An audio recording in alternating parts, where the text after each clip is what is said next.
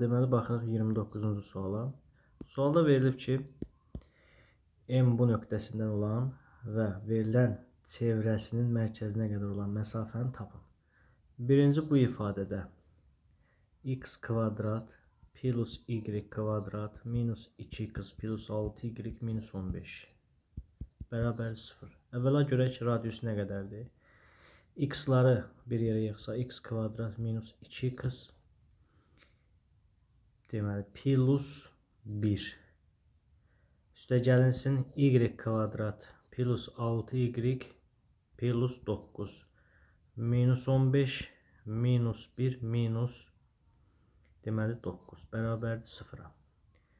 Bu ifadədən baxsaq, deməli x minus 1-in kvadratı üzərinə gəlinsin y plus 3-ün kvadratı və 9 əlavə edib 1 əlavə etmişiksə, deməli bunları çıxmalıyıq. Bu bizə nə verəcək? Mənfi 25 bərabərdir 0-a.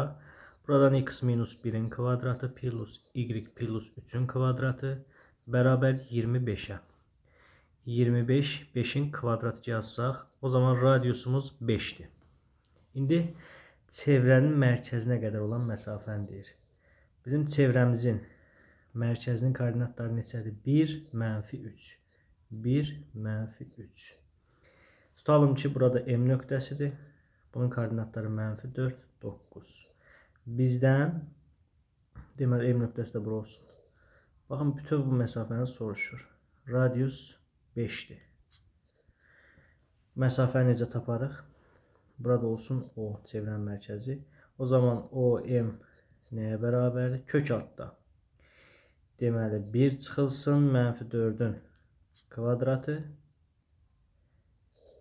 Üzərinə gəlinsin, mənfi 3 çıxılsın, 9-un kvadratı. Bu bizə nə verir? Kök altda 5-in kvadratı plus 12-nin kvadratı. Bu da eləyəcək. Kök altda 169 olacaq, cavab 13. Deməli, ümumi məsafə oldu 13. Bizdən çevrəyə qədər məsafəni desəydi 5 radius, burası 8 olardı.